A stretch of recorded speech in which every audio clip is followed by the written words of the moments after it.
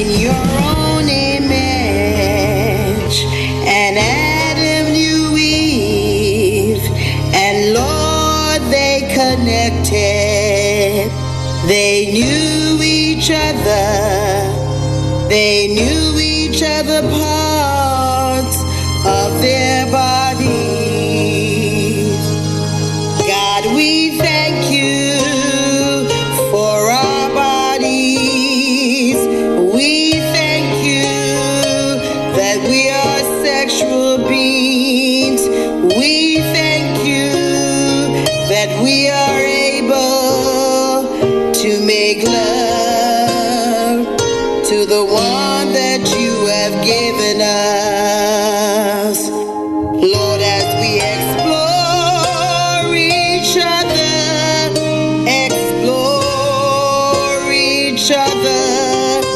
as we express our love for each other by touching the body parts that we are grateful for. And God, we thank you for the female breast.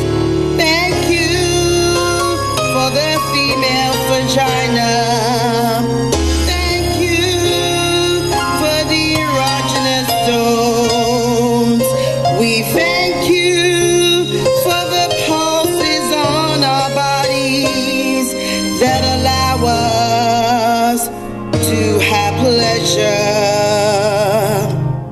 We thank you, God, for our urethra. We thank you, God, for the clitoris, that we can have sensation to satisfy the man you put into our lives. We thank you for the ovaries. Thank you for the fallopian tubes. Thank you for the outer lips of the vagina, God. Thank you for the penerium. Thank you for this, our bodies, to have pleasure, Jesus. We thank you, Lord, for our eyes. Thank you for our lips. Thank you for our tongue that you gave us, Father. We thank you, Lord. Thank you, Lord, for all our female organs.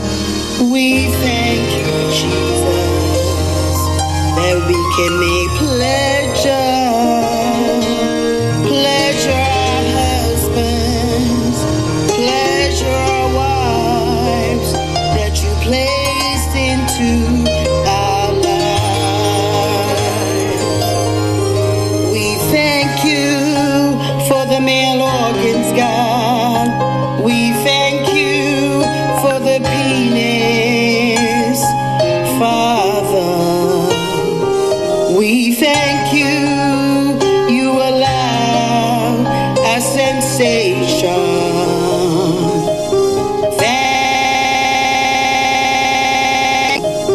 Thank you for an erection that he's able to pleasure his wife, Jesus.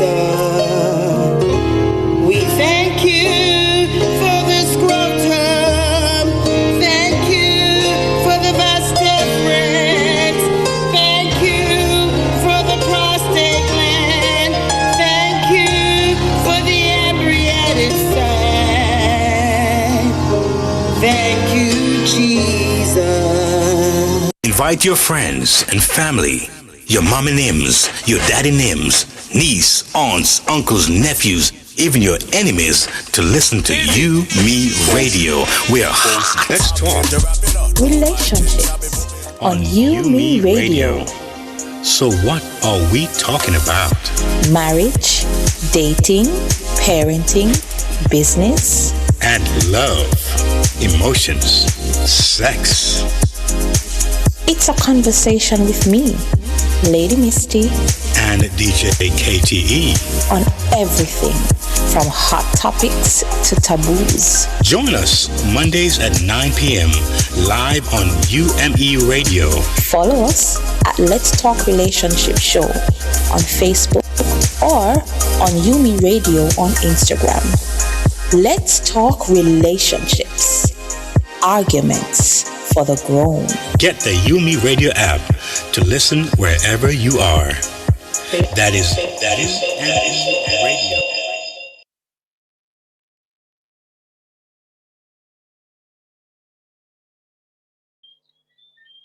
Good night, everyone.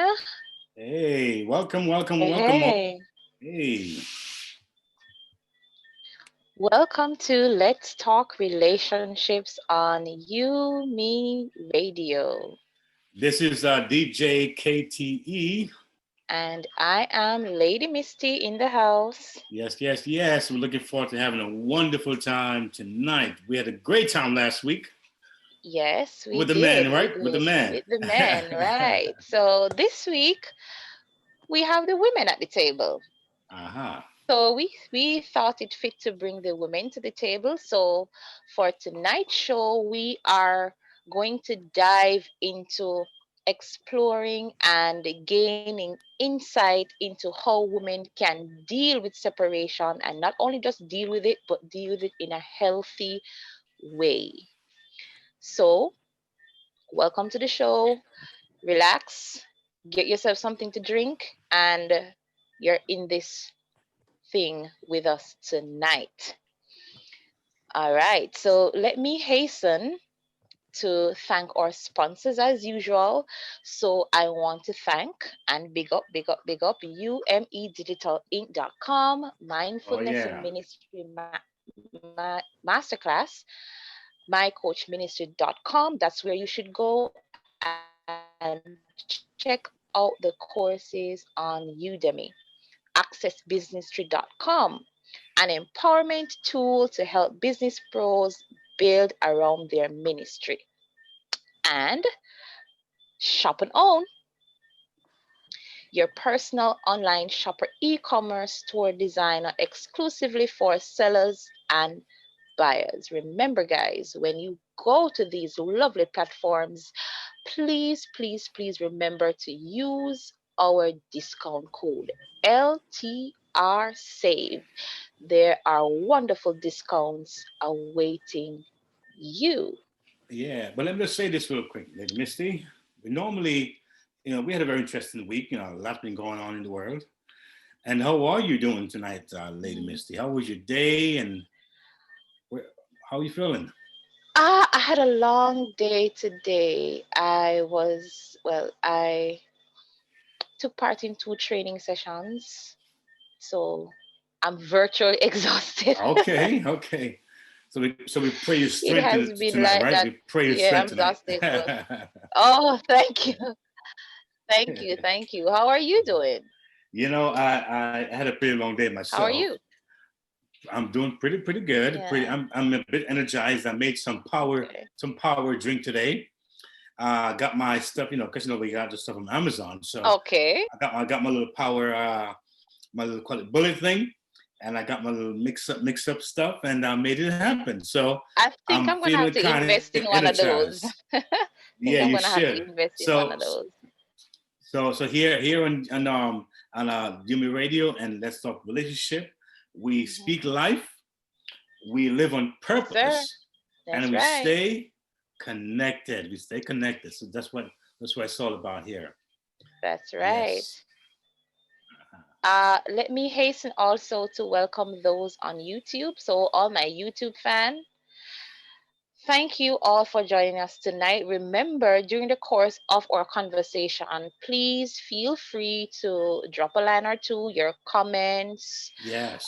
your questions. We are here for it. All right. So Bring him on in. remember to do that. All right. So we're moving straight into hot topics. And this topic is burning up. No worries, I got my water to cool me down. So it's hot. Oh, that's great. All right. So we know, sweeping across the entire USA is a story about Breonna Taylor. That's a name that everybody in the world by now should know. Yeah. And so for our hot topics segment tonight, we will hear a part of a conversation from YouTube. And we also hear Vox Pop responses on the topic, the Breonna story. So let's go to that right now.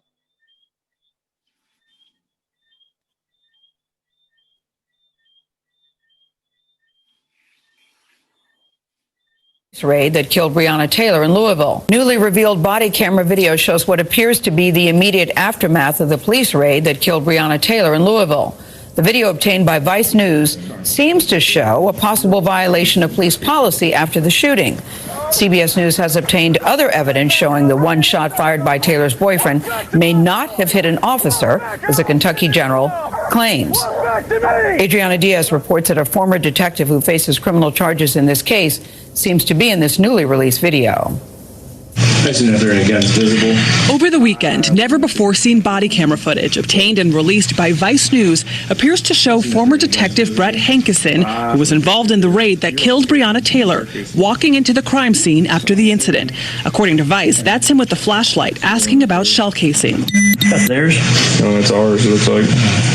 But I'd back out until they get TuneYou in here. CBS News has not been able to verify the video. If Hankinson was indeed at the scene after the shooting, that would be a violation of police policy, which states officers involved in shootings are to be isolated from all non-essential individuals for the remainder of the initial investigation. That was just tremendously shocking.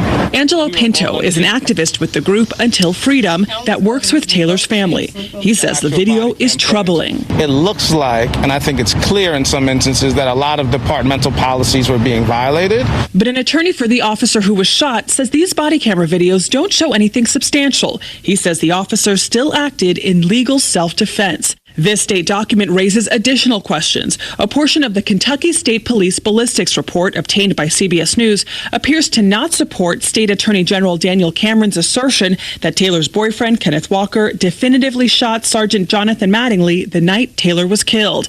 In part, it reads the bullet that hit Mattingly was neither identified nor eliminated as having been fired from Walker's gun. Walker's attorney, Steve Romine, says he has seen the full report. There's also evidence that Kenny's shot actually hit the carpet in the apartment. Walker was charged with attempted murder of a police officer, but the case was dropped without prejudice. Walker's co-counsel Frederick Moore says this means the state could charge him again if they see fit. They can't really prove what Kenny knew when he fired the shot, right? Which is the element essentially for attempted murder. It's unclear if the ballistics report or the body camera footage were presented to the grand jury, which decided Wednesday not to charge anyone with Taylor's death. Attorneys for Taylor's boyfriend have filed a motion for all the evidence presented to them to be released. An attorney for Brett Hankison, who will be arraigned today, said he's never seen a ballistics report, adding, quote, "Unlike a lot of lawyers, I do not try my cases in the press. I try them based on evidence in the courtroom." The police department's internal review is ongoing, Gail. Adriana, so many questions in this case. Steve Romine, when he was here last week, Kenny Walker's attorney actually used the word cover-up to describe this case. And that's one of the reasons why people are still marching in the streets, because they want full transparency to see what evidence the grand jury was presented with. Absolutely. A lot of protesters are talking about that exact thing, but prosecutors like the Attorney General say no such thing happened and that the officers here acted in legal self-defense. All right. Well, the questions continue. Thank you very much, Adriana. Welcome to Eva's Corner, where we talk about everything womanhood, motherhood, and the juiciness in between. Today, I want to talk about Black women. I think it is impossible that I do my corner today and not speak about what we deserve as Black women. I am offended about this egregious and unacceptable verdict for Breonna Taylor. Yeah. I want to start with a speech that Malcolm X gave in May of '62. He did it to a crowd in Los Angeles, and he started off and he asked a crowd of Black people, who taught us to hate the color of our skin? Who taught us to hate the texture of our hair? Who taught us to hate the shape of our nose and the shape of our lips? Who taught us to hate ourselves from the top of our head to the soles of our feet? He went on in that speech, and it was famed from the lines saying, the most disrespected person in America is the Black woman. The most unprotected person in America is the Black woman. And the most neglected person in America is the Black woman. He ended his speech imploring Black men to be the protectors of our Black women, for Black men to be the one to stand up and respect and appreciate our Black women. The saddest part is that today, in the year of 2020, here in this same Americas, Malcolm X's words still ring the exact same. So what are we supposed to do? What are we to do? With limited resources, no respect, we hold our heads high as we can, and we get the work done. We're the front runners of independence here in this country. We're the front runners of entrepreneurship in this country, though we're still under-respected. We're the backbone of Fortune 500 companies, though we don't sit in the C-suites. But why? And how will we get that change? I look at LeBron James taken to his Instagram and saying that he's at a loss for words today. He's devastated, hurt, and sad. He's mad. How he wants justice for Breonna. And now his neighbors, Breonna's neighbors, are the ones that got justice. Their wall got more justice than this beautiful woman's life. I look over this weekend at Ricky Smiley, who took his time, on his time off, to right a wrong, seeing a woman, a Black woman, disrespected and not looking past it, but taking the moment out of his day to right that wrong. For one, to check that white man, but more importantly, to let that woman know she matters. So before we look for these white people to tell us we matter, we have to say we matter. Black men, you have to show us, Black women, that we are respected, that we are loved, that we are appreciated. And once you become the example, then they will follow. But if you don't respect us, no one will. Black women deserve better. Period. That's my corner. Wow. Sorry, that's my corner, Rick. No, Eva, that I just I'm getting emotional. Yeah, Look at Emmett Till. Emmett Till was a 14-year-old boy. They lynched this boy for supposedly offending a white woman. Yeah. And we have evidence of this lady bleeding out in her bed, and everybody's at home. Yeah. How? I'm done. It's hurtful. Yeah. It's hurtful. It's hurtful. We're just gonna have to, keep pushing. You don't have to play the intro, Dave. You could just play the song. Here's Trouble Man right here, Marvin Gaye.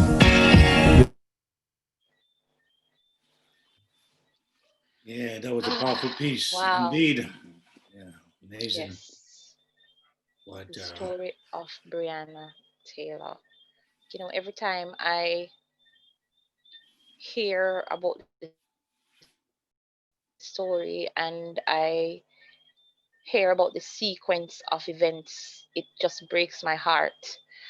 I know DJ KTE, we had such an extensive conversation this afternoon while preparing for the show.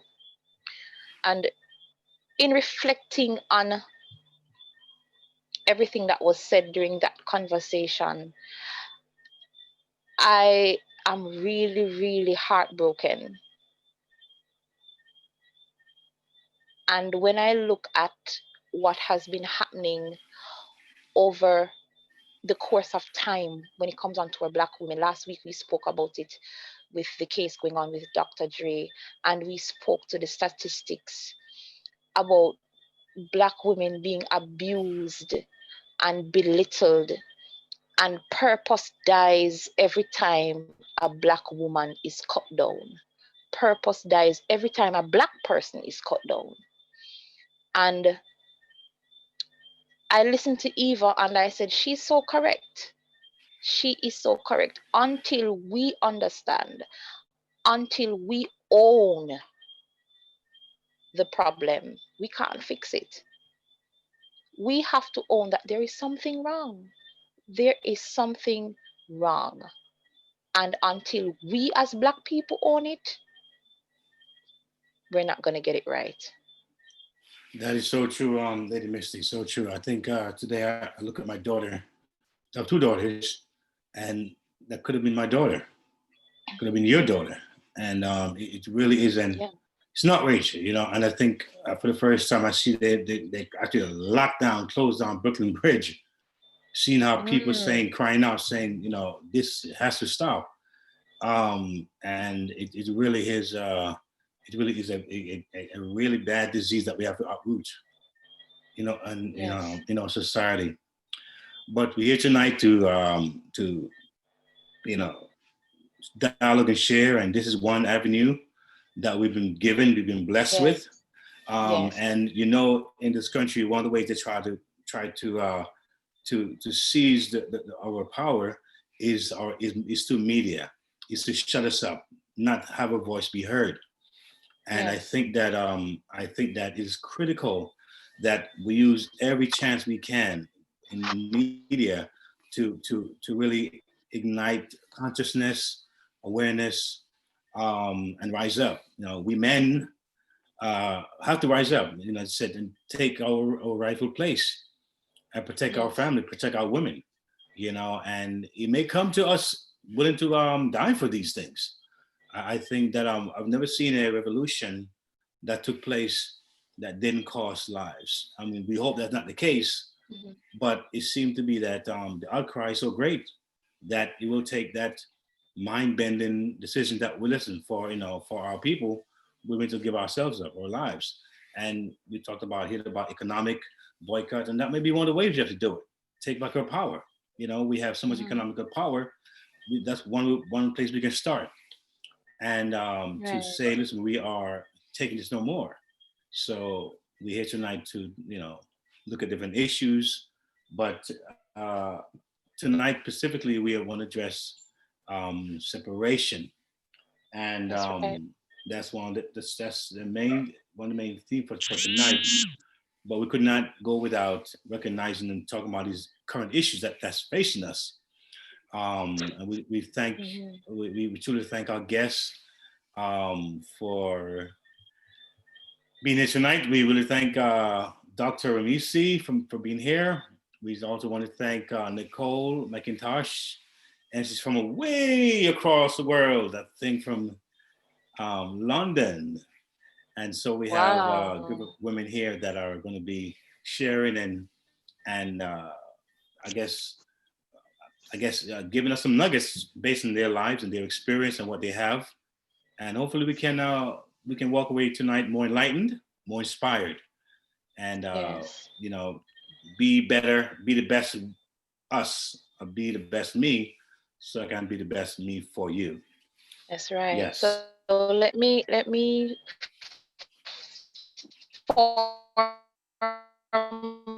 formally introduce our guests. And I gotta put my glasses.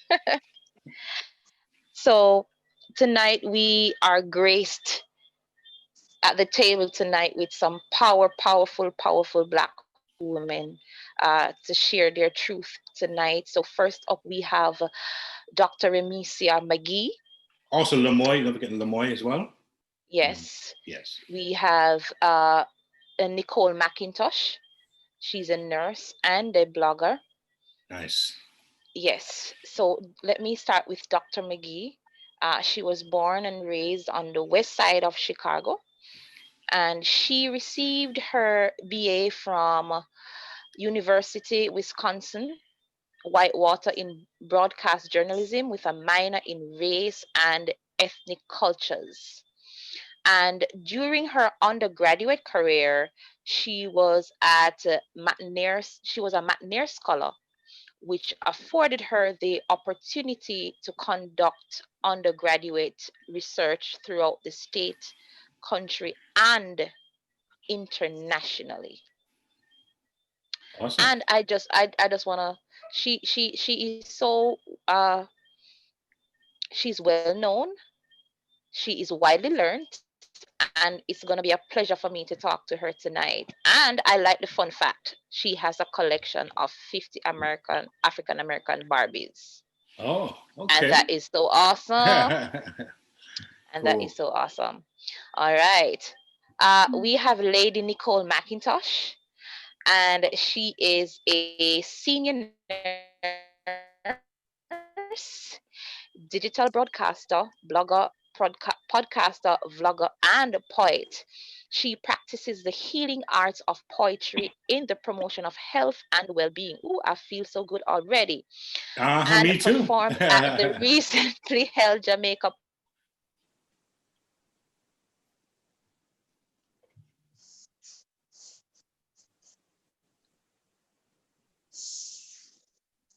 Yeah, Lady Misty, I think we lost you for a little bit. Can you say it again, please? I think she might be frozen. Yeah. But she'll be here with us.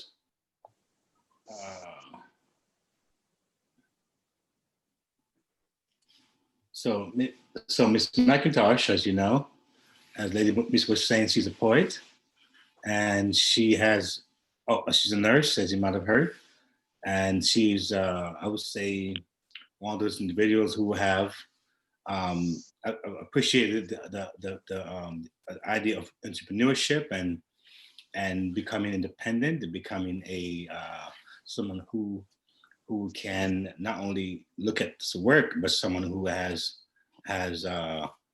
seen the importance of developing your own brand. And so therefore, and that's also a great thing. And we're going to hear from her a little more as the show continues. Yes. Are you back, Lady Misty? I think she might be having some internet issues, but we're going to go on. And we have Lamoy Rowe. I see Lamoy Rowe. Lovely colors there. All right. Good to have you here tonight. I don't know too much about you, but I'm sure you're going to tell us all about yourself and what you do, what you love, and where you are in your life, how you see things, and how you're going to connect with the audience tonight with, I'm sure, with something special as far as your thoughts and ideas. So here in Let's Talk Relationships, we're big on giving each person a voice. And I think each of our voices that we speak has very significance in this world. We are blessed to be a platform that has reached over 64 countries and over 30,000 listeners and growing. And so we know that this is a great responsibility for us to impact our world on this platform here. Yes. So, last week, Lady Mrs. told me that she was the only female, and there were like 4 or 5 males around, and she said, I felt very special. So this week, DJ KTE feels very special among all these beautiful flowers and roses and gifts. So I too, like Misty, I'm feeling very, very, very special tonight amongst us awesome ladies tonight on our program. Hallelujah. I heard someone shout. That's all right. So tonight we talk about we on the topic of separation, and there is different ideas on separation, what it means, whether from a divorce standpoint or a relationship standpoint, or from a even business standpoint, when there's separation. And it can be painful, it can be life-altering, it can be life-defining, it can be traumatic, it can be sometimes maybe a release for some people. But we are going to address that issue tonight, and to get your perspective on what it's like for you, or what it was like for you, and how do you treat it as something positive opposed to something negative. So I'm going to begin with Lamoy tonight. First, I'd like to share with us some of your experiences and a little bit of your background, if you don't mind, to our audience. Good night, everyone. Good night. Good night. I am Lamoy Rowe. It was so funny. I was looking on, I think it's the nurse's name, but 3 years ago, I was Lamoy McIntosh. Okay. And I am now Lamoy Rowe. I am currently a teacher of language, literature, and drama. I'm also an accountant by profession. Was married for 19 years to a minister. So for 19 years, I was first lady. Okay. Divorced for 3 years with 2 children. My active ministry, though, is I'm a Christian, first and foremost. Matters not what I've been through in my life. I have never left out ministering or God's purpose for me. And even though that I left accounting, well, not left accounting, but I break away from accounting a little bit to go into the classroom, it is ministry for me because I specialize in helping to build young people, especially young boys. I kind of target the slower ones and get them up to par with the other ones and teach them love, teach them Christ, teach them the content through music and drama. Okay. Yes. All So right. that's my special area. Okay, we come back to you a little bit. All right. So you see, we got a colorful life here. So we're gonna dig in some more on that life and all some of those events that took place and how it has impacted you to where you are now. And I'm gonna ask Nichole McIntosh. Nichole McIntosh to share with us a little bit about herself and the topic here that we're about to, I guess, embark on, separation. So I am a nurse. I'm a first generation Jamaican. I've lived in London for 26 years. And I am a senior nurse and married with 2 children. I have not been separated in terms of a relationship sense, but I do understand the impact of separation in a physical sense and going to a new country and having to have multiple lives coexisting. So it's a topic that I am very acutely aware of because of my patients who I care for in the hospital as well.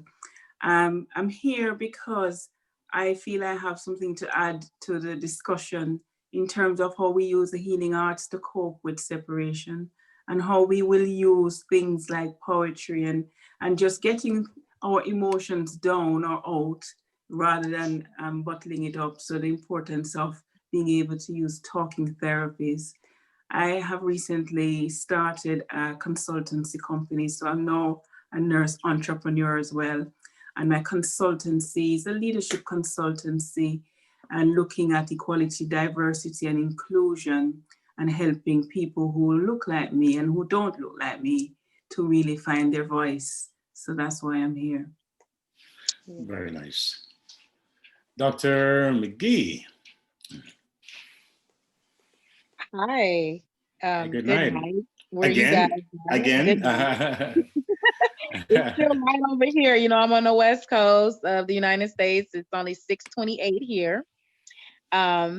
So I think I have a lot to add to the conversation as well as Nurse McIntosh and Miss Rowe over there. I teach literature, poetry, and African American literature, poetry, and writing. So yay for the arts. I love it, love it. And I teach it on a collegiate level. So there is, you know, a lot to do and it's a life experience. And I mean, I'm teaching adults, which is great because I don't have to be so censored. Sometimes I know with the little ones or younger ones, you got to be a little bit more censored.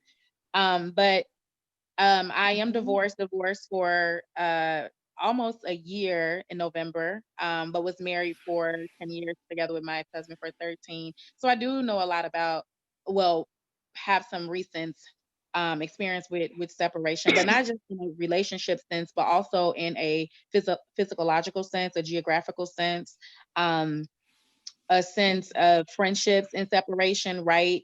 So knowing what that separation can bring. Sometimes separation is the best way for elevation, and it is a time for you to get to know you again.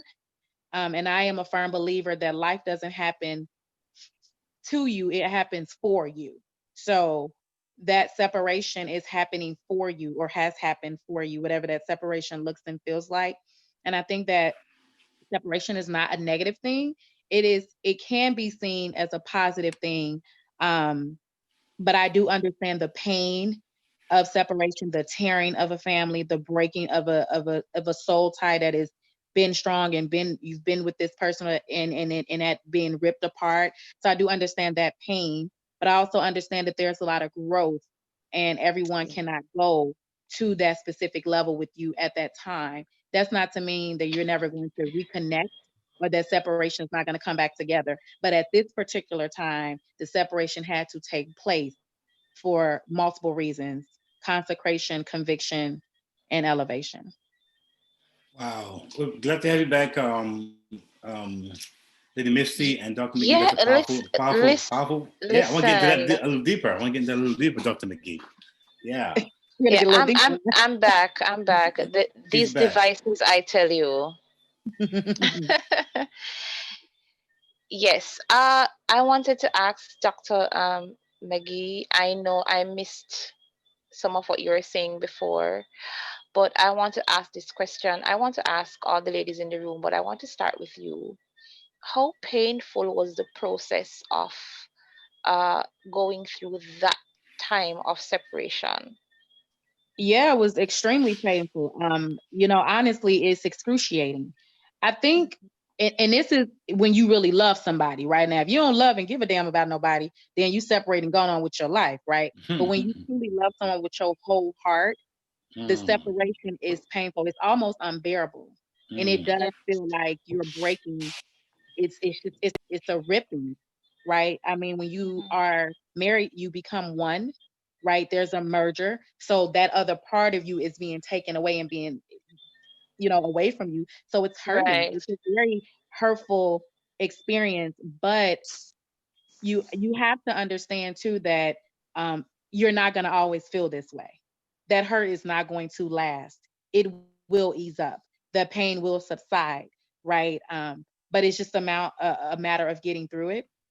But yeah, girl, it was hurtful. Now I ain't gonna lie, now, child. It was a trip, and I was like, Lord, but I have to say this, I kid you not, when it was all happening, and when I got to because I moved from Chicago to Oregon, so from one part of the United States to the other side of the country, I will say this, and I heard it as clear as we are all sitting on this call.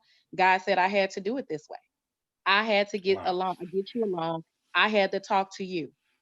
I needed me and you to have a conversation or conversation. Wow. So I knew that it was really for my own good.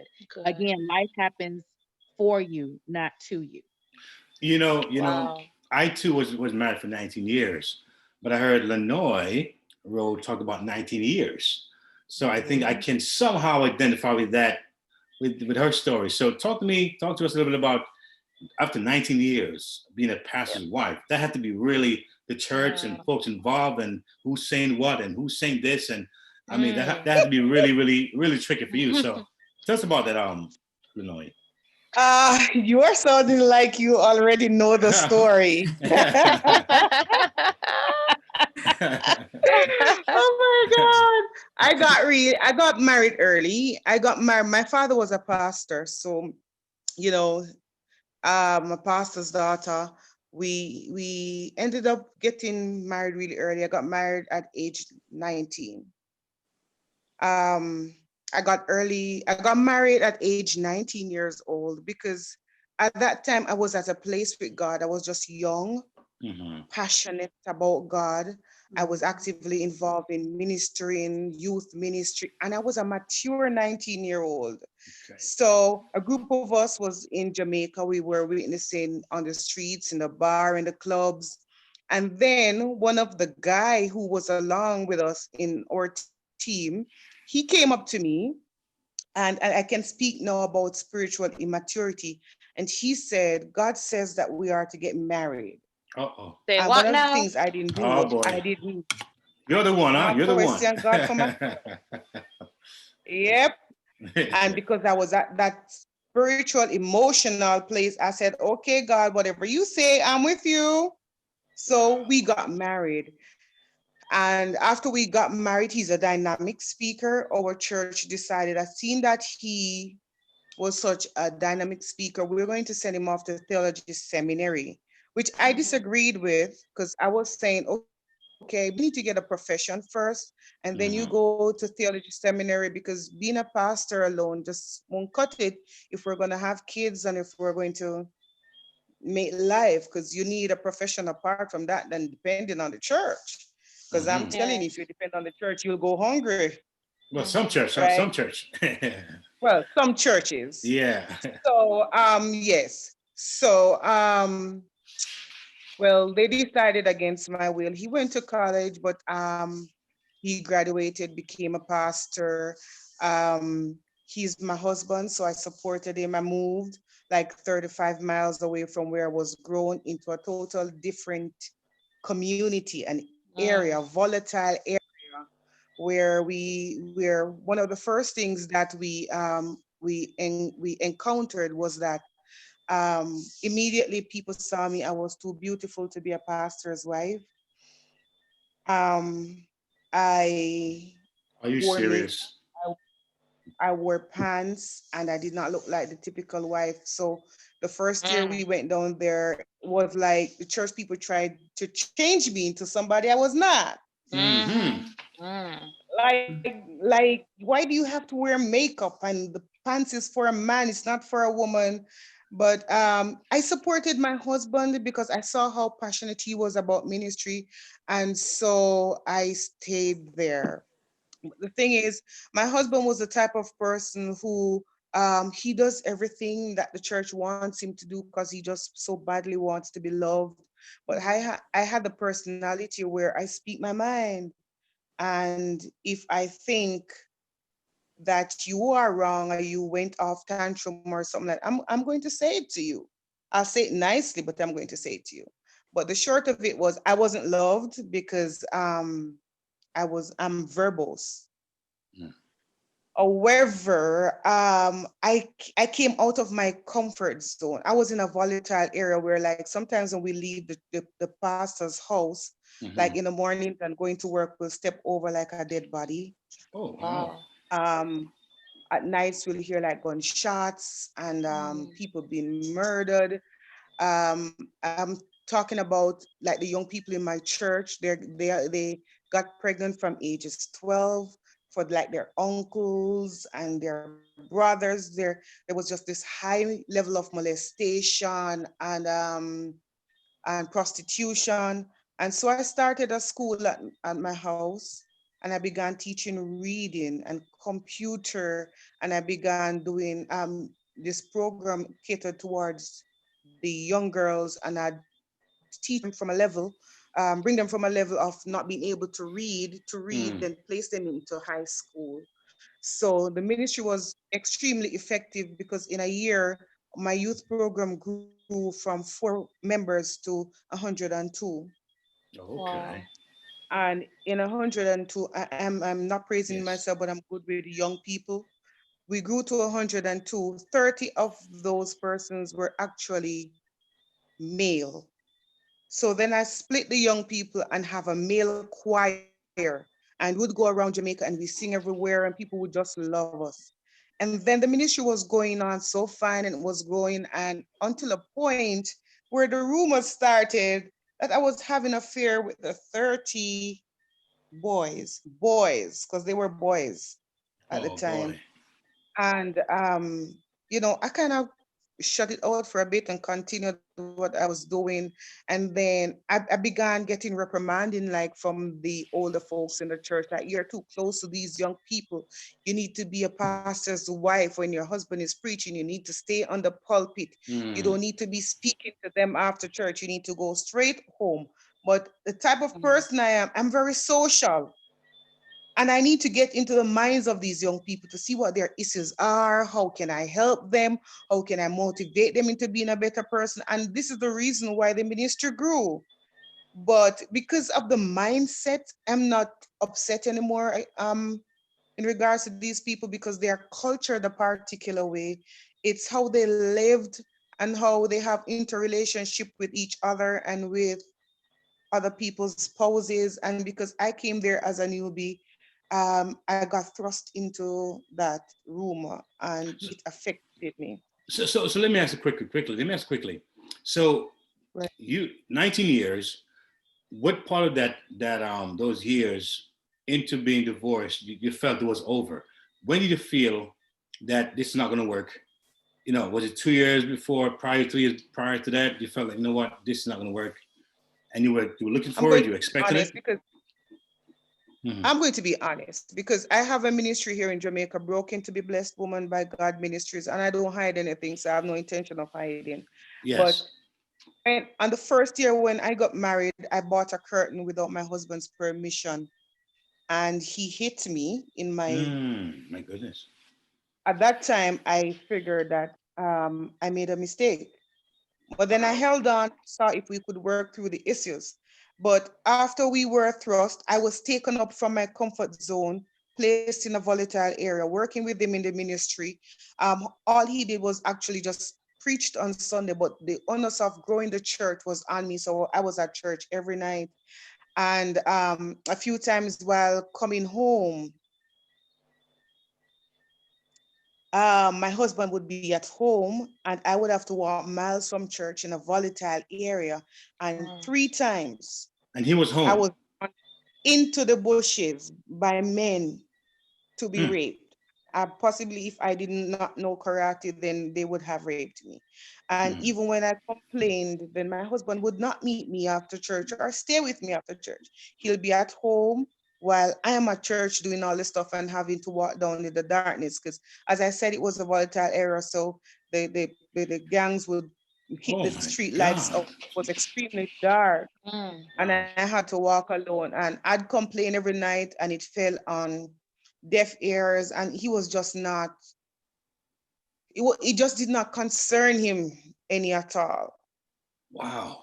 And so I was dealing with those issues plus the pressures of the church. It was like everybody just, the more the ministry grew, is more the older persons from the church turned against me because things weren't done as how they are used to it.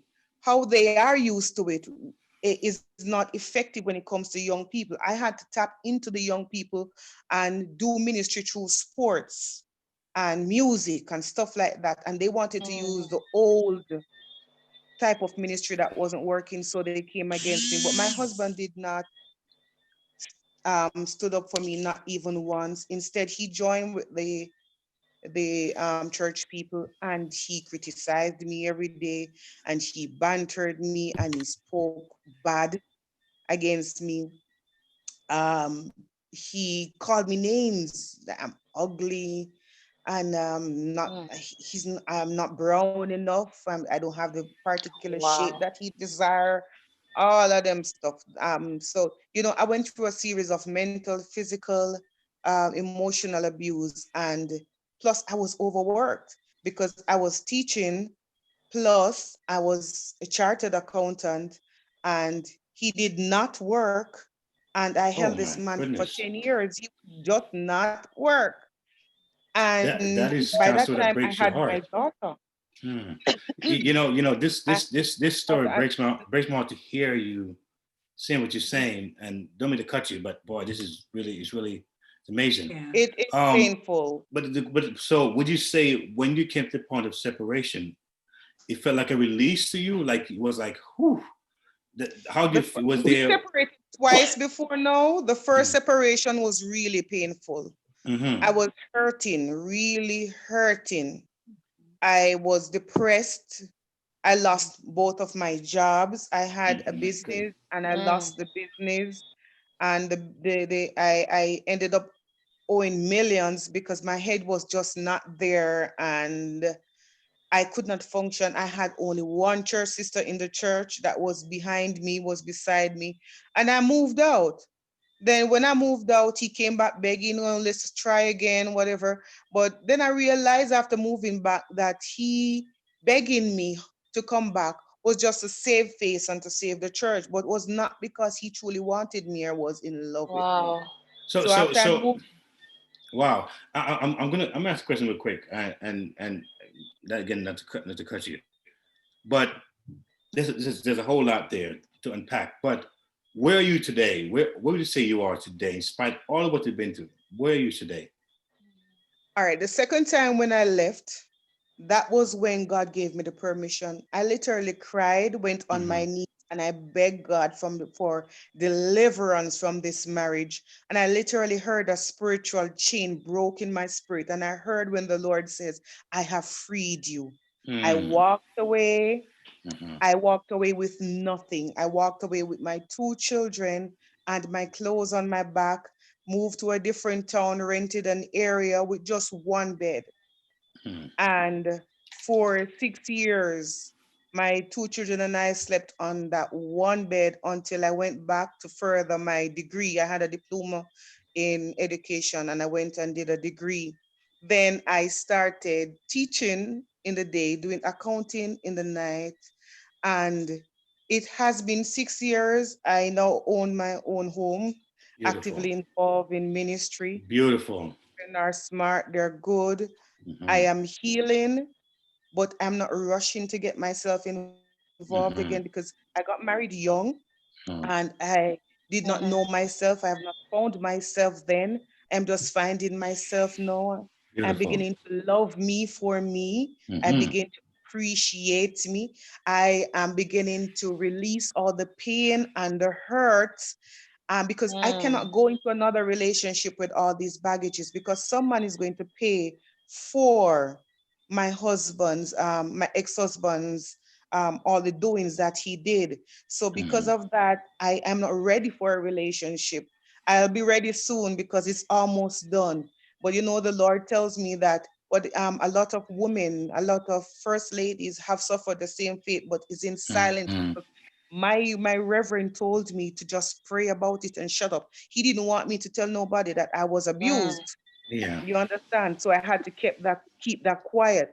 That's so another now book right there. Another book right there. Oh boy. So I am healing. Nice. And I'm healing nicely, and I'm accommodating the thought of trying again, which means that the process is almost completed. Wow. Well, we celebrate that with you. We definitely do. Awesome. I'm gonna say clap. I gotta clap for that one. I want to ask Nichole a question. Yes. Because I've listened to Dr. McGhee and I've listened to Lamoy, and I'm hearing that process of pain and that process of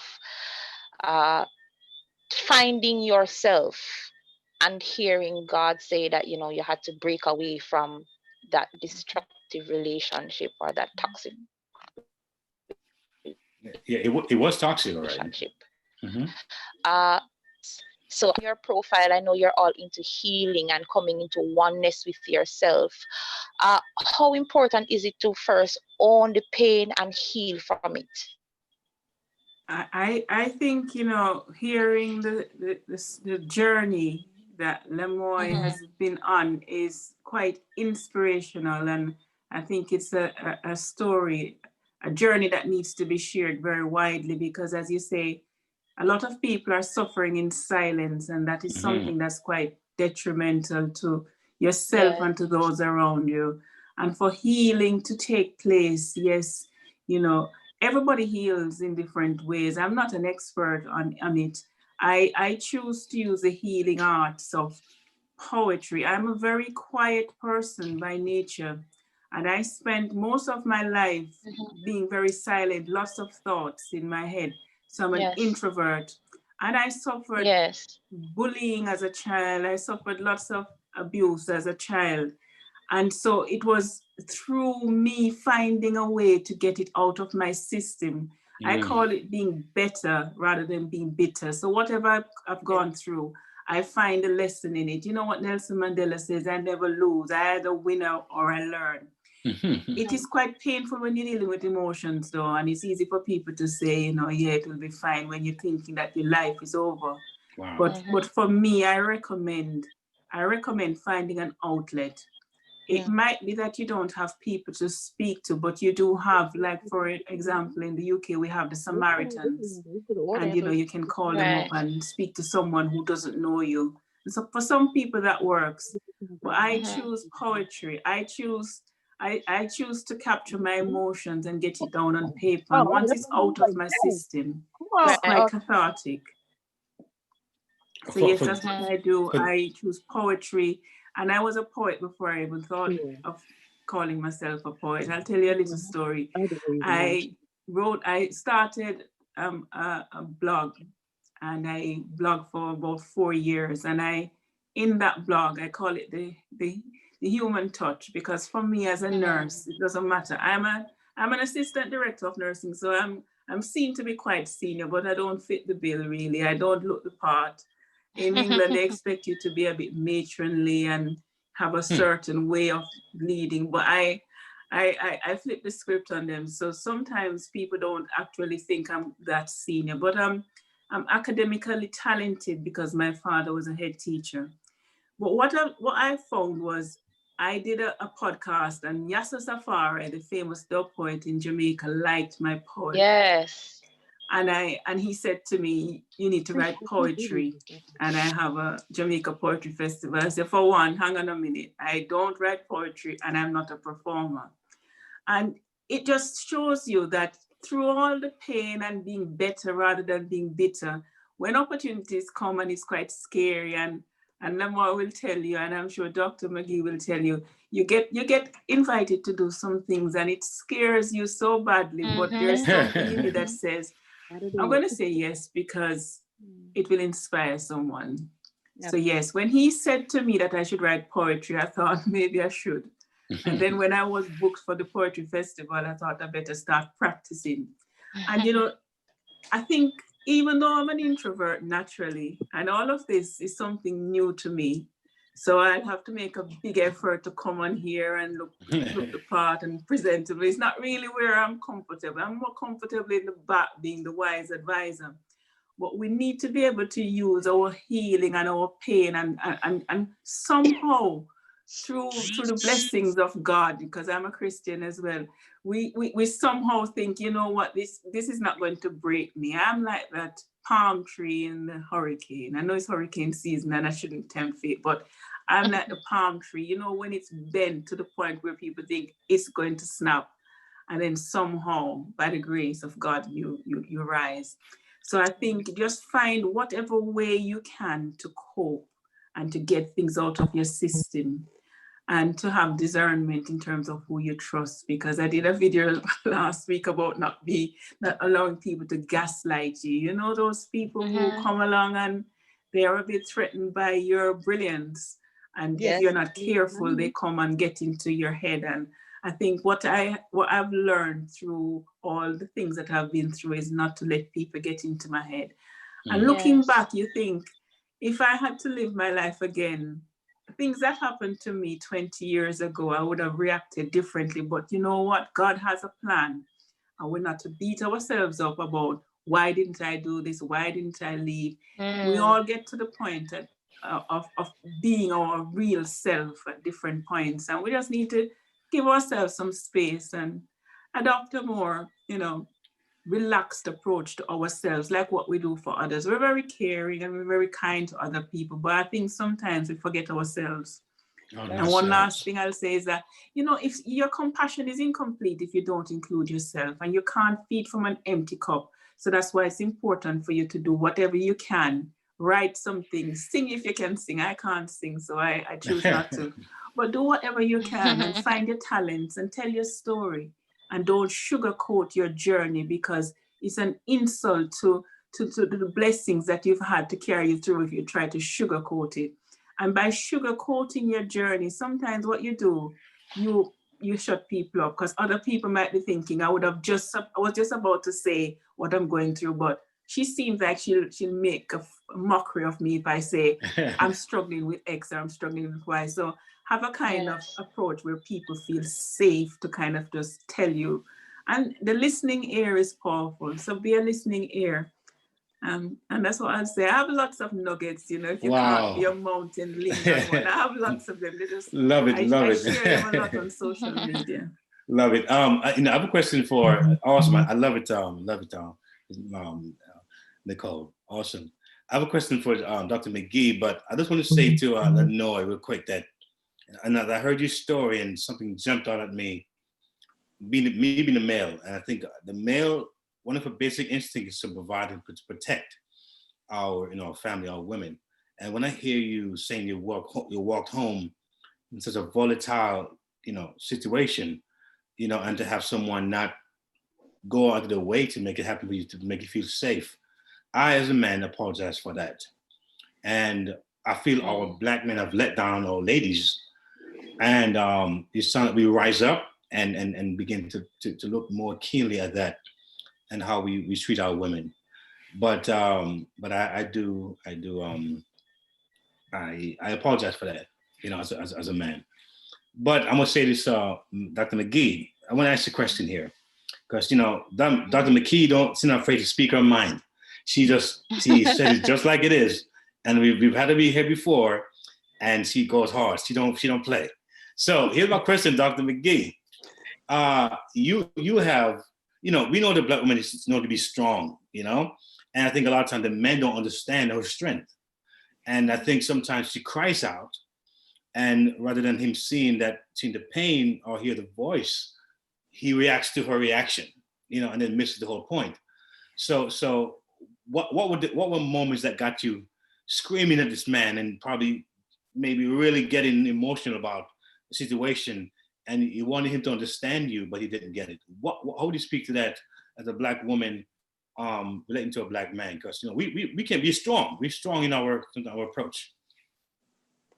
Okay, yeah. So first of all, this is kind of strange, but I'm actually on a date, which is cool because like okay. I'm back out here, baby. Tell him I'm thanks. out here, okay? OMG is right.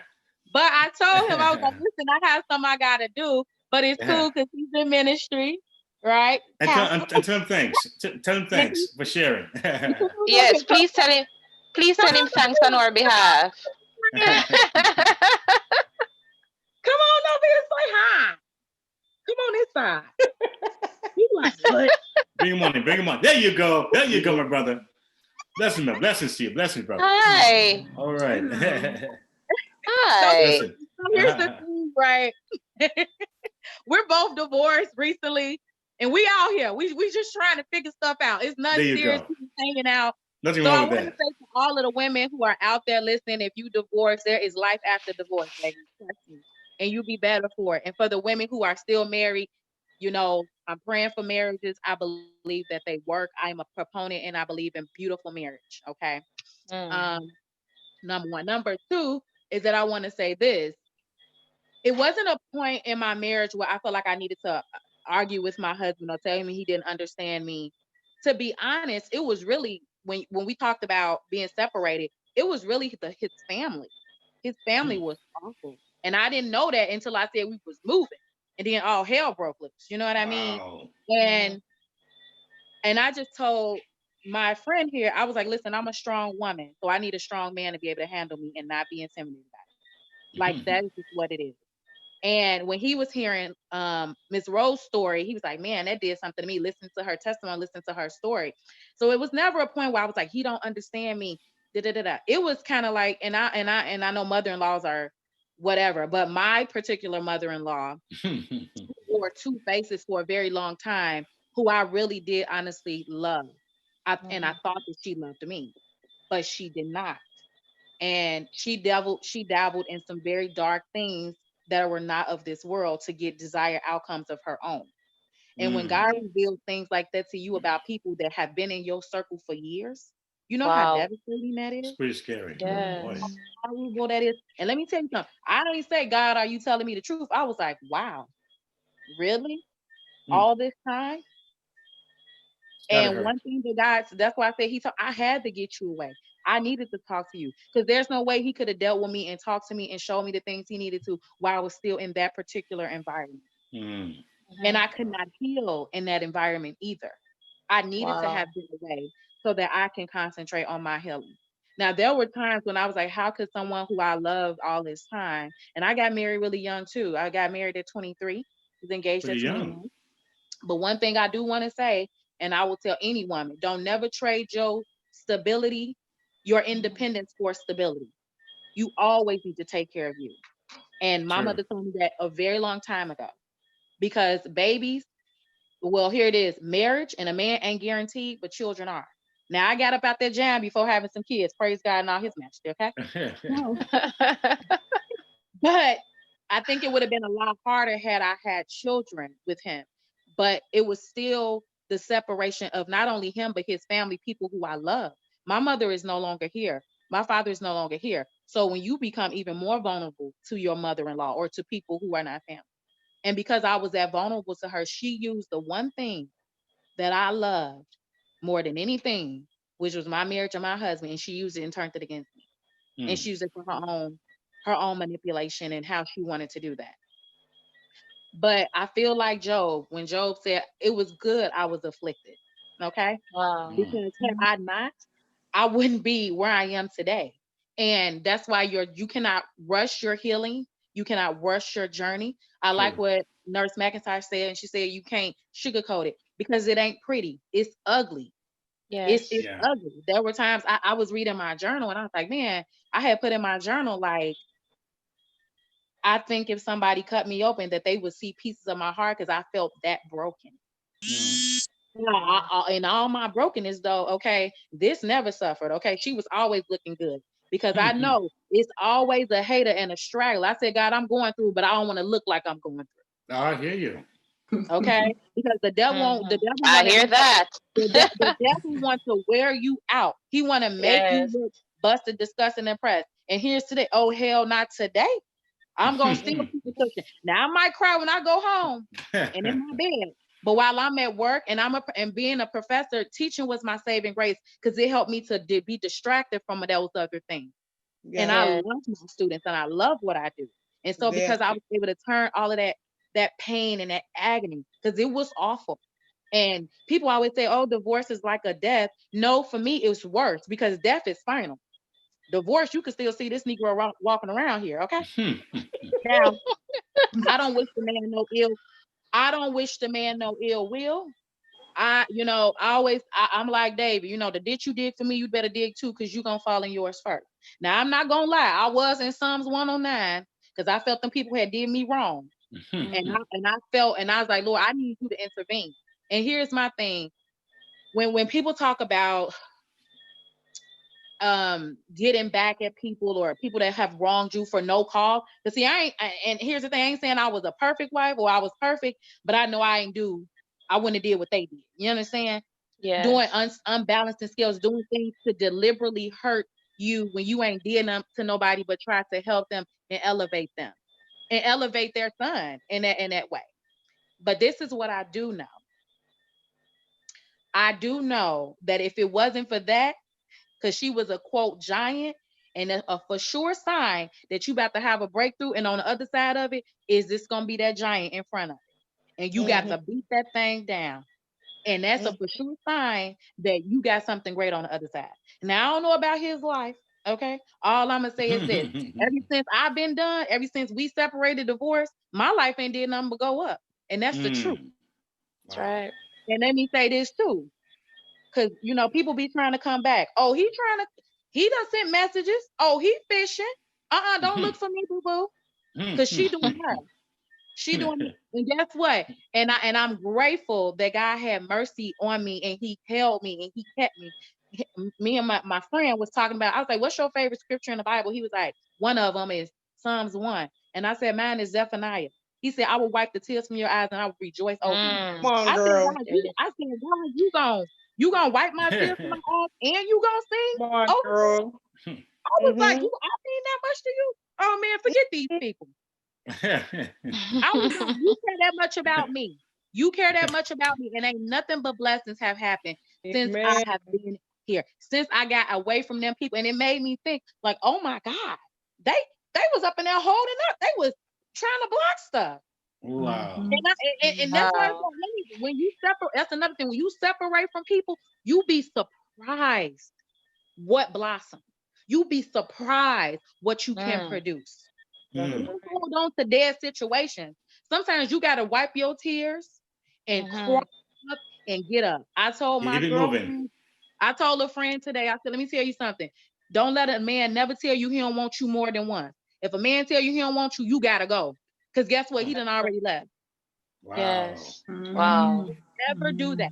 You could be mad, you gonna be crying, you gonna be messed up, but trust me and believe me, you will not always feel this way. My God, he will wipe those tears and he bottle them up. And anything you ask him for, he'll give it. And I believe when God had to separate Jesus. Remember, he put him in the desert. I gotta talk to you. If he separated his own son from his inner circle, what you think about him separating you from people? That ain't right. Yeah. You know, Dr. McGhee, one of the things that we have in this station that we declare, we speak life and we live in purpose and we stay connected, and tonight's a very colorful segment because I'm hearing the American accent going in, and I'm hearing the London British thing going on over there. I'm hearing the Jamaican thing. I just love it. I think it's great. But I want to just hit on this real quick. And I may come back to you, Dr. McGhee, because we're saying it's very powerful. And I think that women need to realize that they need to reach out to strong women as well for support. And women who have been through this process, been through this pain, to see them reach out to all the younger women and kind of prep them, give them ideas on what to look out for. I think it's phenomenal. And nothing that we've gone through is not for a waste. It's for a purpose. And if we hone that in, we can do wonders with it. Let me ask Lenore real quick. Lenore. The name sounds like I know it. Lamoy Yes, Rowe. You not see a Mr. Community beautiful name? Oh my God, shame on me. But Lamoy, the question I want to ask you, Lamoy, is, and maybe you all can answer this question too in very short segment. Now, you all are career women. You have a career. You're educated, which is great. If you had it your way, all right, and you would have been a stay-at-home mom, and it would have been okay. It means that you would have been a stay-at-home mom, and you wouldn't have been divorced. It would have been a great guy throughout your marriage. Would you have preferred that lifestyle, or would you have rather gone and fulfill your dream as far as your education and what you studied? Would you have rather be a stay-at-home mom if you knew that was going to be okay, successful with your kids?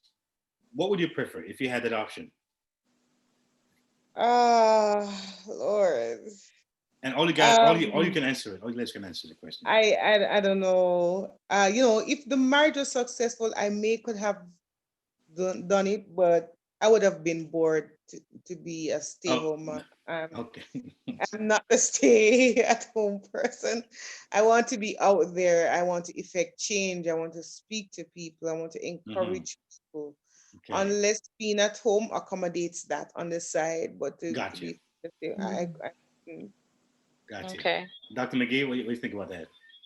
Being a stay-at-home mom, so when I was younger, my dream job was a trophy wife. I'm just gonna keep it 100, okay? That was my be doing stuff all the time. They be like, they get up, that we be teaching our daughters, be strong, be independent, do that, and you be so tired of being strong and independent. Hell, you be like, so my when I was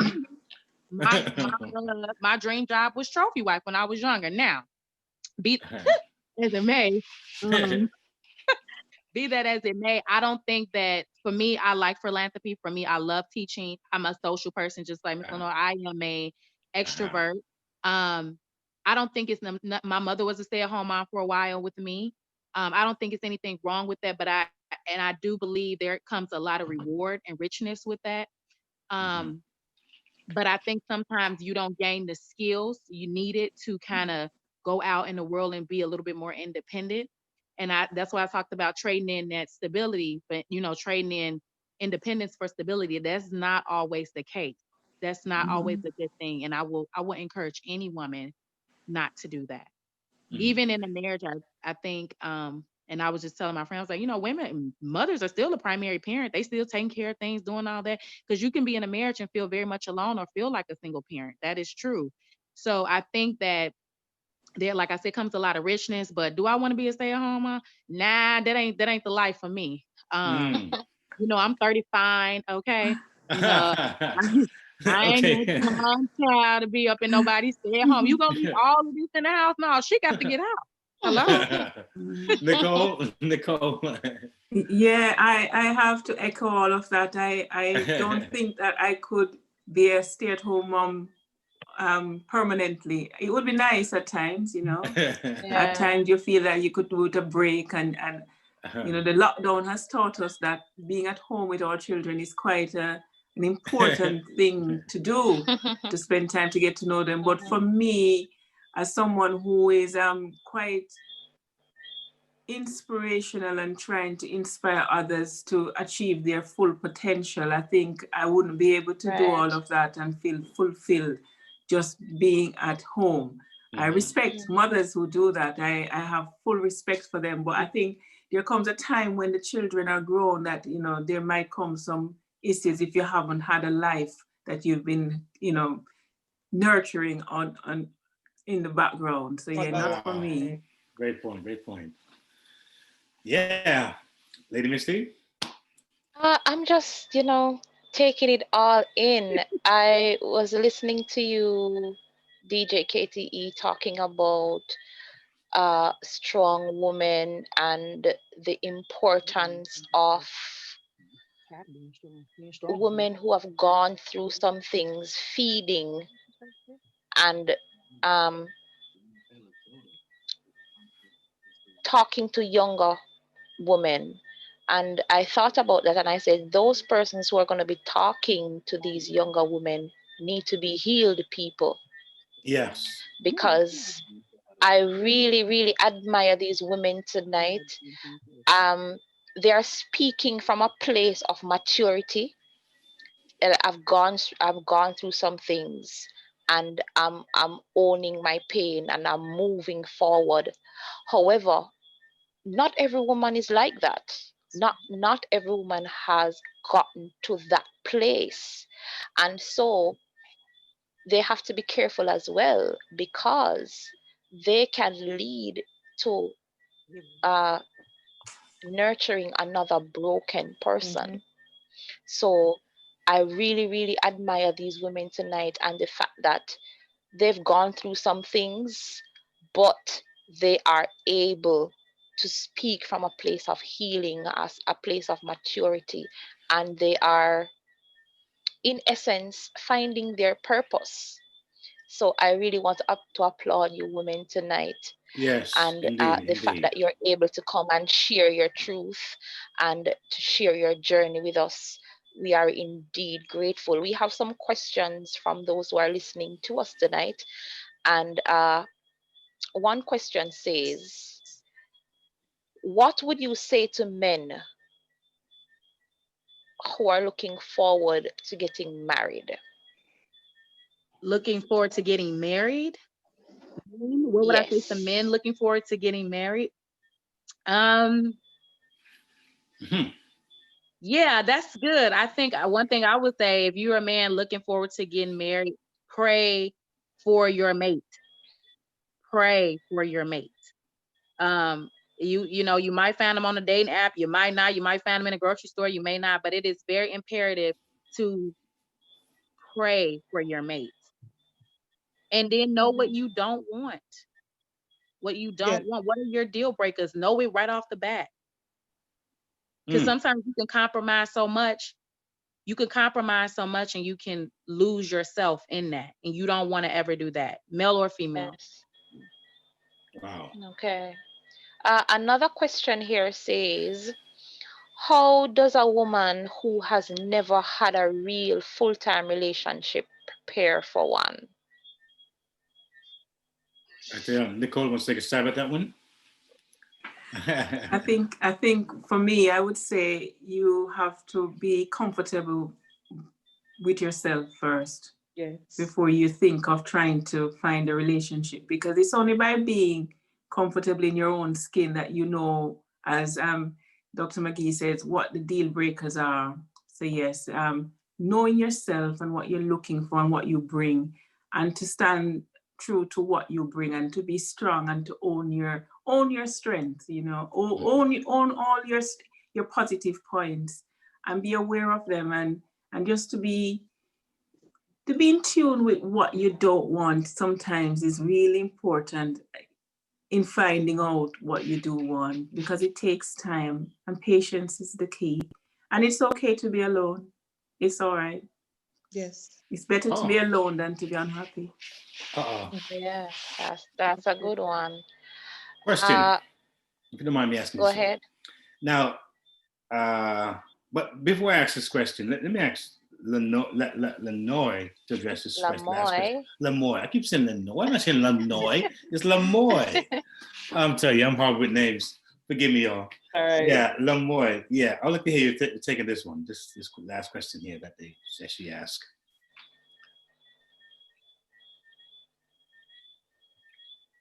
Can you hear me, Lamoy? Okay, Lamoy. I'm hearing you. Are you hearing me? Yes, I'm hearing you now. Great. As a woman, how do you know when a relationship or a man is a healthy choice? When you know that a man is a healthy choice is when the man seeks God's will over his. When he becomes a man after God's own heart, when being obedient to God is most important than being obedient to himself. So there may be things that he's battling with and he's not in agreement with, but God's will comes first. Because when a man loves God first, thoroughly and truly, then he can love you as how Christ actually loved the church. Okay. All right. I mean, that's a pretty straight answer. But you know, I grew up in church, and you know, sometimes religion can be, or religiousness or religion can be very almost convoluted. It can be, yes, it can be so skewed. It can be so dogmatic, you know. And you know, we know religion over the years has been predominantly male influenced. You know, it's mostly male in charge, male thought. You know, the meetings, the ideas, and it's just as of lately we're getting more females involved in the thinking, preaching, you know, part of the program, and their voice is now being heard more. But a lot of men have this concept of women being submissive and being seen but not being heard as much, and a lot of it is come from a religious dogma.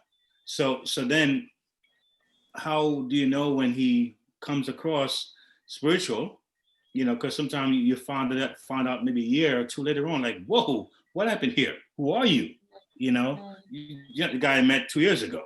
So the church thing. So would you say a woman needs to understand herself and be able to feel and know that because of what he may be hiding, maybe not surfacing, you can pick it up, because you ladies can feel things, you can see things. You guys have a third, sixth, seventh eye, man. Y'all know stuff.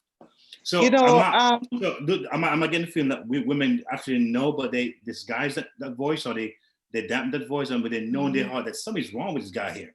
You may not be talking, saying the thing that so obvious, but like something here is kind of off. Is that what's going on, do you think? Yeah, you see, when I was younger, then, you know, I'd base it off his relationship with God. But I've been through enough to understand that we have pretenders in the church, as well as sometimes our very own religion can hold us captive, and slavery. True. Yeah. And help to destroy us. But now that I'm more experienced, there are things that I look for I try to, whenever I see a red flag, I don't coach myself that it will get better. If there's a red flag, I'm gone. That's You right. understand? Because I I'm going believe to be that. honest, and though our beliefs teach us that we should not be unequally yoked with unbelievers, and so it's not the norm for us to date outside of the church. But there are some really decent men outside of the church who will treat you like a queen in comparison to those who are in the church. I have to agree with you there. Yeah, that's That's true. a discussion we're not ready to have at all in the church, because the thing is that we are so brainwashed into thinking that emotions, jumping up and praising God, that's Christianity. But Christianity comes from a heart. It comes from the heart of love and respect. There are men outside there that will respect the very ground you walk on and will give you the world, but the church tells you it's not okay to be with them. So I'm like, you know what? If I see a good man out there and he has all the qualities, brother, I'm going to pray for you to get baptized because we're going to get married. All right. Wow, that's your daughter? I see your face. Yeah. I got a question. I have a question. Yes. Yes. So, well, not a question. So my friend came back in here and I asked him what a man needs to do to prepare, right? So he had his little list. Come on over here, friend. We want to hear. We want to hear the list. We want to hear that list. Oh, I want to hear Bring this. it on down. And you know I'm on the charge. You got to come over here. Don't act like you don't want to get next to me. Look at him now. He's trying to act like he don't want to get off. There you go. There you go. Where's the list? Where's the list? Bring the list on here. He wrote it down to me. There you I'm go. listening too. Go ahead. What you say now? So I really apologize for interrupting you all. You're not. No, you're not. You're not. For the lady who had the testimony earlier about, I really just want to apologize to her for every single man in the world. You know what I'm saying? Like, no woman should ever have to deal with that, especially when we claim to be people of the Lord and all of this. Yeah. Oh, yes. I think that it's a fictitious thing that most of us do through Christianity when we supposedly portray this role and we know that our lives don't amount up to it. And so I take out all of the whole spiritual aspect when a woman is preparing for a man. No, it's when a man is preparing for a woman. Yeah. Talk about that part. Yeah. That's right. So I take away the whole spiritual aspect. I don't want to hear, oh, he's saved. That's right. He knows Jesus. What I want to hear is he has a job, that he has a bank account that could take care of a woman, that he's responsible, that he doesn't, that he's not a criminal, and really that he's that men are mentally prepared, because a lot of the damage that's done to Black boys, not Black men, but Black boys, affects how we treat Black women when we're older. And so even though a lot of times, you know, I don't, nothing is excused, but if a man is preparing for a woman, he needs to make sure that he's together mentally before he goes and damages the life of another person. Yes. Wow. Dr. McGhee. Y'all, listen, y'all hear that? So y'all know if it don't work out, he done messed up. Dr. McGhee, with your permission, what's your friend's name? His name is Jerry Daniels, pastor. No. Oh, okay, Pastor Jerry Daniels, huh? Jerry Daniels, for real. It's so funny. We spent on the phone last night for like 3 hours. Okay. We went to lunch. Yes. We went to lunch today, right? And I was like, okay, well, I'm gonna go and carry on my days. He called me like, no, let's go golfing. I was like, golfing. I got to go home. I was like, I got something to do. I got a radio show to do. Can't you do it at my house? And he's like, come on, let's go get dinner. I ain't never going home. He ain't gonna let me out of here, y'all. Hostage.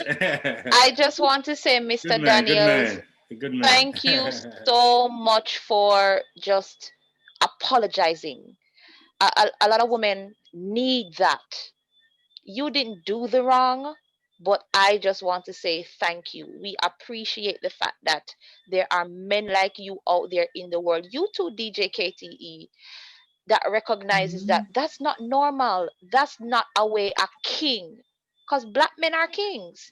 That's not right. the way kings treat women. No way. No way. And I want to say thank you for apologizing on behalf of those boys who have not yet learned how to be a king. I appreciate them too. Thank you, brother. I Thank you for did that. tell him yesterday, I said, and I told him, I said, a lot of women say there aren't good men out here. No, there are good men out here, but it's a lot of women who enable poor male behavior. And they make it hard for women like me, in Illinois, who are good women and so when you meet somebody and they got standards, and they like, well, I ain't have to take this from the last one. That's because that woman was broken. Unfortunately, she didn't heal properly. She got re-victimized for all types of things. So I think there are a lot of good men out here, but I think there are a lot of women that we really do enable poor male behavior. And we really got to do better in that. Wow.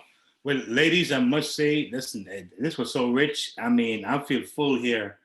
I'm honored again to have you guys here. It means so much to us, to our audience, to our show. Amazing women, great ladies. And as we bring this show to a close, for those who are listening out here, this is Let's Talk Relationships on UMERADIO. Get our app, y'all. Get our app. Go to the App Store, your Play Store, it's one word. It's letter U, M-E, radio. That's one word. And get the app, and we have a lot of great things that we have on there. That's a lot that's coming. Oh my goodness, I can't wait to bring out some new stuff that's happening. We got some new sponsorships, some new alignments that's going on with us. And y'all stay tuned, spread the word. Man, I'm excited. You guys are awesome. Dr. McGhee, phenomenal. Nichole McIntosh, oh my goodness, soft and powerful, And we have Lamoy. I got it right, Lamoy. Good to have you. Great story. You need to have a book, because I see a book inside of you. I really do. Yes. I see a book, Dr. Lamoy. I see a book. And of course, our producers. My goodness, they're here every week with us. Marcille J. We have Coach Raquel. She's always in the background, making it happen for us. And the team.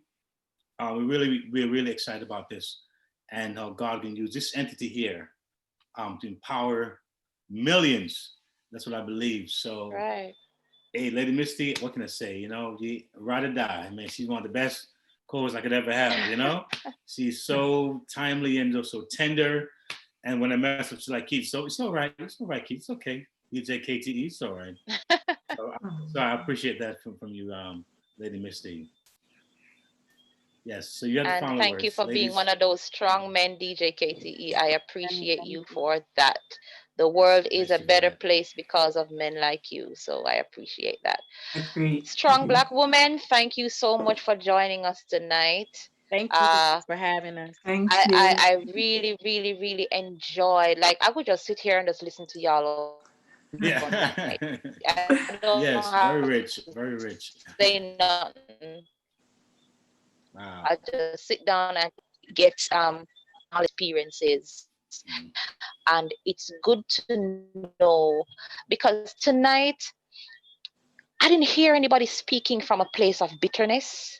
I didn't hear anyone speaking from a place of revenge. I want the man that hurt me to roll up and die somewhere. You spoke from an elevated place. Yes, and that's good. You spoke from an elevated place, and I really, really appreciate that. And that's the example we want to put out there, using this medium to say, hey, you can grow from this. Broken crayon, still color. That's it. Yes. Broken crayons, still color.